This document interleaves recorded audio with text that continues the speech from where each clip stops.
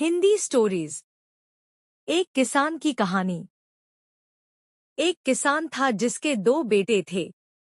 वह बहुत ही आलसी और निकम्मे थे। वह अपने पिता को कामकाज में हाथ बटाने के बजाय आलस किया करते थे, इधर उधर घूमते फिरते थे।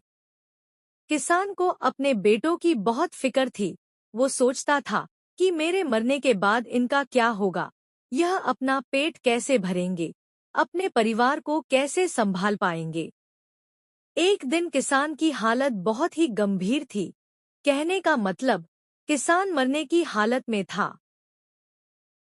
तभी किसान ने अपने दोनों बेटों को बुलाकर उनसे कहा कि हमारे खेत में एक खजाना गढ़ा हुआ है, लेकिन वह किस जगह है उसकी जानकारी मुझे भी नहीं है, लेकिन खोदने के बाद तुम्हें वो खजाना मिल जाएगा।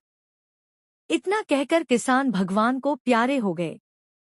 खजाने की खबर सुनकर दोनों बेटों के मन में लालच आ गया और वो दोनों खेत पर चले गए और खेत को खोदने लगे। खजाने के लालच में कुछ ही दिनों में पूरे खेत को खोदने के बाद वह घर जाकर बैठ गए और वह अपने पिता को कोसने लगे।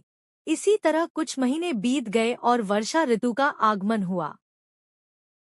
किसान के बेटों के पास पेट भरने के लिए सिर्फ एक ही जरिया था, वो थी खेती। तब बाकी किसानों की तरह किसान के बेटों ने खेत में बीज बोने शुरू कर दिए। वर्षा का पानी पाकर वह बीज अंकुशित हुए और देखते ही देखते खेत लहराने लगे। ऐसा लग रहा था कि हवा के झोंके से लहलहा रहे थे। यह देखकर किसान के बेटे बहुत खुश हो गए। उनको समझ आ गया कि परिश्रम ही सच्चा धन होता है, और वो उसी तरह से अपने पिता के शब्दों का मोल भी समझ गए और अपने कामकाज में लग गए।